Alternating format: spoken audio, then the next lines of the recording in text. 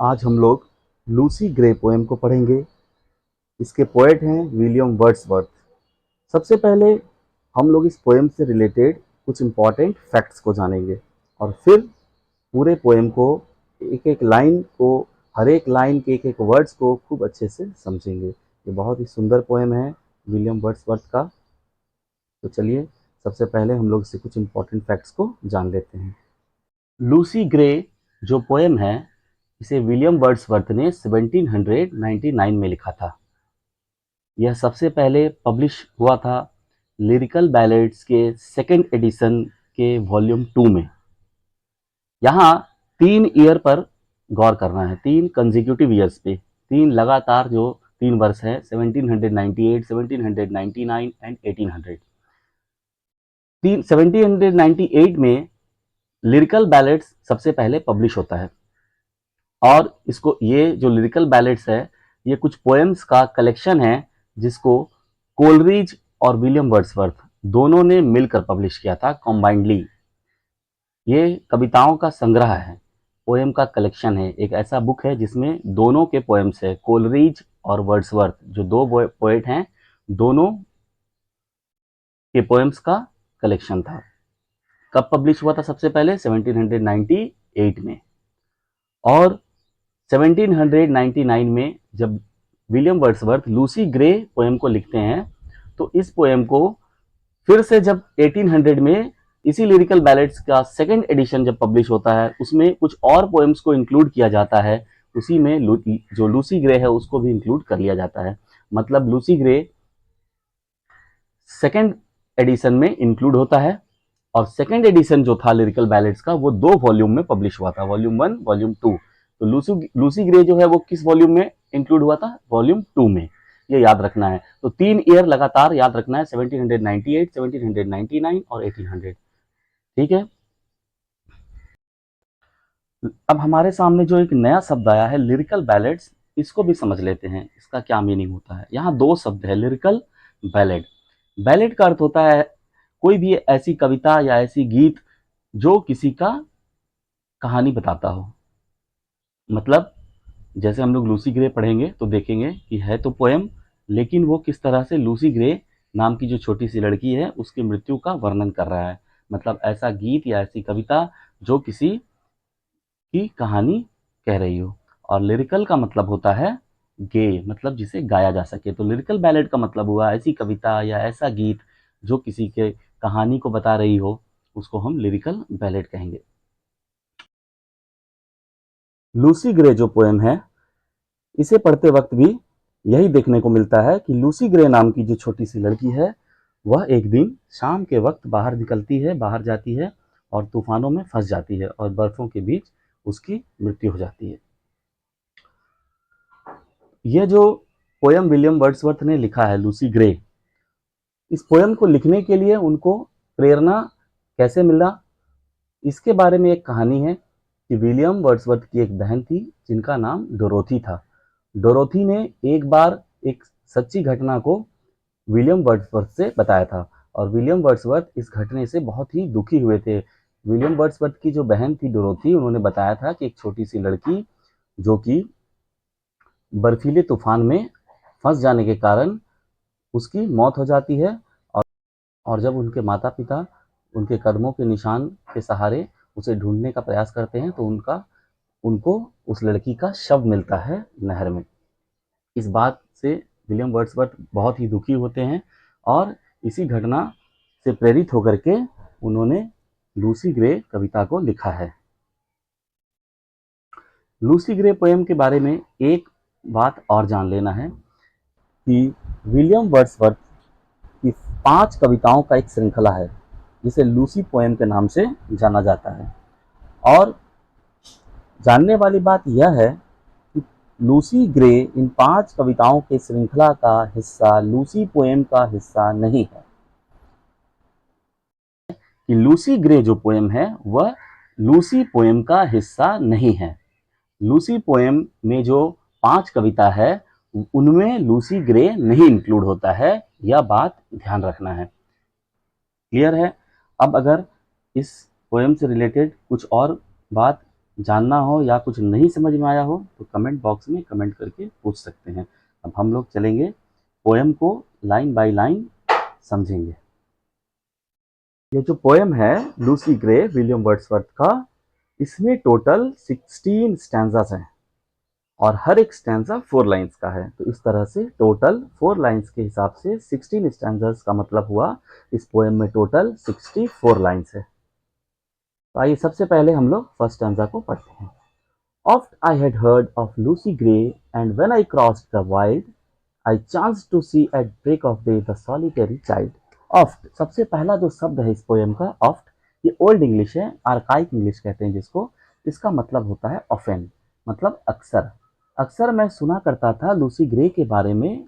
और जब when I crossed the wild, जब मैं गुजरा कहाँ से, वाइल्ड से। वाइल्ड का मतलब है प्राकृतिक क्षेत्र। जो मनुष्य जो है जब किसी क्षेत्र को जिस दशा में उसी दशा में अगर कोई क्षेत्र कोई स्थान पड़ा होता है जिसमें कोई परिवर्तन नहीं करता, मतलब अनकल्टिवेटेड लैंड या जंगली क्षेत्र, वहां से जब मैं गुजरा, I chance to see at break of day the solitary child, मुझे मौका मिला, मैंने देखा, क्या देखा, सॉलिटरी चाइल्ड को, अकेली बच्ची को मैंने देखा।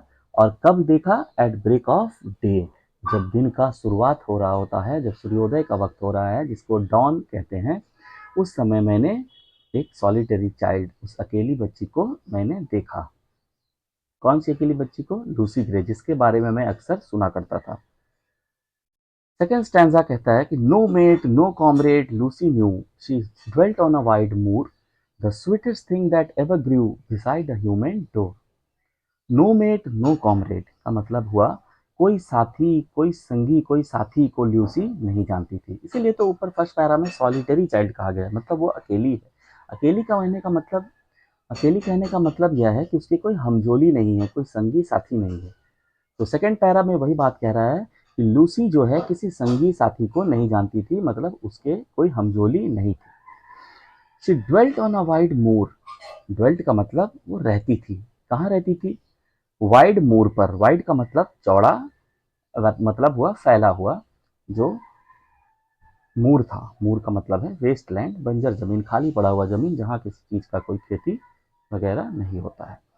तो लूसी के बारे में यहाँ बताया जा रहा है कि लूसी कोई संगी साथी नहीं थी, वो किसी संगी साथी को नहीं जानती थी और वह वाइड मूर पर रहती थी। The sweetest thing that ever grew beside a human door.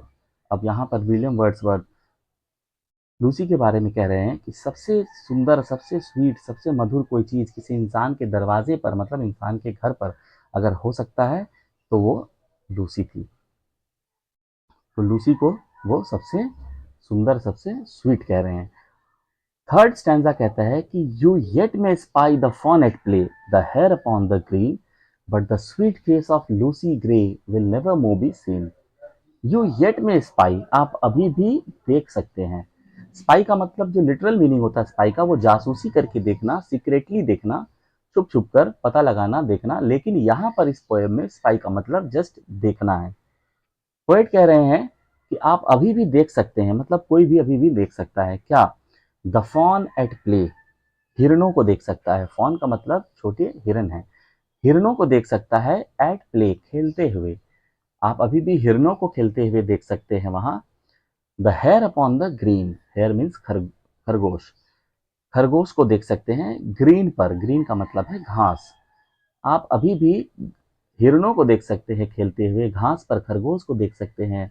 But the sweet face of Lucy Gray will never more be scene, लेकिन आप लूसी ग्रे के स्वीट फेस को आप कभी भी अब नहीं देखा जा सकता है। तो लूसी ग्रे के स्वीट फेस को कभी भी क्यों नहीं देखा जा सकता है, लूसी ग्रे मर चुकी है। अब आगे पहला जो ये 3 स्टैंजा है, यहाँ तो केवल 3 स्टैंजा में, फर्स्ट 3 स्टैंजाज में पोएट ने लूसी ग्रे का इंट्रोडक्शन दे दिया है। मतलब लूसी ग्रे अकेली बच्ची थी, उसके कोई संगी साथी नहीं थे, वो कहाँ रहती थी, वो स्वीट थी, उसे अब कभी नहीं देखा जा सकता है। ये तमाम बात पोएट 3 स्टैंजाज में बता चुके हैं, पहले 3 स्टैंजा में। अब आगे का जो स्टैंजा है उसमें हम जानेंगे कि लूसी ग्रे को क्यों नहीं देखा जा सकता है, कौन सा ऐसा दुर्घटना था जो लूसी ग्रे के साथ घटता है। फोर्थ जो स्टैंजा है उसके स्पीकर लूसी के फादर हैं। लूसी के फादर लूसी से कह रहे हैं, लूसी के फादर लूसी से कह रहे हैं कि टुनाइट, मतलब आज का जो रात है, tonight will be a stormy night, you to the town must go and take a lantern to light your mother through the snow. Tonight will be a stormy night, आज का रात जो है वो तूफानी रात होने वाला है, तूफान आने वाला है रात में। You to the town must go, तुम्हें टाउन जाना चाहिए। And take a lantern child to light, और लैंटर्न ले लेना बच्ची, लाइट करने के लिए, प्रकाश करने के लिए, your mother through the snow, अपनी माँ को उसे लाने के लिए कह रहे हैं कि अपनी माँ को जब लेकर आओगे बर्फीले रास्ते से तो लाइट दिखाते हुए आना होगा, इसलिए लैंटर्न ले लेने के लिए कह रहे हैं। मतलब फोर्थ स्टैंजा के स्पीकर लूसी के फादर हैं, वो लूसी से कह रहे हैं कि आज का रात तूफान आने वाला है, तुम्हें टाउन जाना चाहिए, टाउन जाना होगा और लैंटर्न लेकर जाना, अपनी माँ को प्रकाश दिखाते हुए लेते आना। लैंटर्न तो सब लोग जानते ही होंगे, लाइट को दिखाने के, लाइट के लिए पहले जो है लैंटर्न का इस्तेमाल होता था, आजकल तो टॉर्च वगैरह आ गया है। इसका रिप्लाई देते हुए फिफ्थ स्टैंजा में लूसी कहती है, तो फिफ्थ स्टैंजा की जो स्पीकर है वो लूसी है, वो अपने फादर को रिप्लाई दे रही है, तो कह रही है कि that father will I gladly do, TISS scarcely afternoon, the minster clock has just struck 2 and yonder is the moon. That father will I gladly do, यह तो पिता मैं बहुत ही खुशी से करूंगी। ग्लैडली का मतलब है हर्ष से, खुशी से। टिस का मतलब है it is, it is scarcely afternoon, अभी तो केवल दोपहर ही हुआ है। वो फादर से कह रही है कि यह काम तो मैं बहुत ही खुशी करूंगी, हर्ष से करूंगी, लेकिन अभी तो केवल दोपहर ही हुआ है। द मिन्स्टर क्लॉक है जस्ट स्ट्रक 2, मिन्स्टर क्लॉक में तो अभी केवल 2 ही बजे हैं। मतलब मिन्स्टर क्लॉक का मतलब है चर्चों पर पहले बड़ी बड़ी घड़ियां लगी होती थी, कि घड़ी इतना ज़्यादा कॉमन नहीं था कि हर किसी के पास हो, तो चर्च पर लोग समय देख लिया करते थे, तो चर्च के जो बड़े बड़े घड़ी होते हैं उस पर जो केवल अभी 2 ही बज रहे हैं। And yonder is the moon, yonder का मतलब है अभी दूर है कोई चीज़, मतलब चंद्रमा अभी दूर है, ये सब शाब्दिक अर्थ है, लेकिन कहने का यहाँ मतलब ये है कि चंद्रमा निकलने में अभी काफ़ी वक्त है, काफ़ी समय है, और शाम होने में जो है अभी काफ़ी देर है। इसके बाद सिक्स्थ स्टैंजा जो है वो कहता है कि at this the father raised his hook and snapped the faggot band. He plied his work and Lucy took the lantern in her hand. At this, इस पर, मतलब जब दोनों के बीच, फादर और लूसी के बीच वार्तालाप होता है, फादर कुछ कहते हैं, फिर लूसी उनका रिप्लाई देती है, इसके बाद क्या होता है कि फादर रेज्ड हिज हुक, उठा लेते हैं अपने हुक को, and snapped the faggot band, hook मतलब जिससे वो लकड़ियों को काटते थे, तोड़ते थे। स्नैप्ड का मतलब है एक झटके से किसी चीज को तोड़ डालना। क्या चीज वो तोड़ देते हैं? फैगट बैंड, लकड़ियों के गट्ठर को वो तोड़ डालते हैं। मतलब लूसी के फादर अपने हुक को उठा लेते हैं और लकड़ियों के गट्ठर को तोड़ डालते हैं। ही प्लाइड हिज वर्क, वो अपने कामों पर जुट जाते हैं, काम पर लग जाते हैं। And Lucy took the lantern in her hand, इसके बाद कुछ समय के बाद लूसी क्या करती है? लैंटर्न अपने हाथ में ले लेती है। तो ये सिक्स्थ स्टैंजा तक हम लोग इस पोएम के मीनिंग को समझें। इस वीडियो में बस इतना ही। अब नेक्स्ट वीडियो में हम लोग आगे के स्टैंजास को समझेंगे। यहाँ तक समझने में अगर कोई भी प्रॉब्लम हुआ हो, कोई परेशानी हुआ हो, कुछ नहीं समझ में आया हो, तो कमेंट करके पूछ सकते हैं। आशा है कि आप सभी को सिक्स्थ स्टैंजा तक सारी बातें समझ में आ गई होंगी।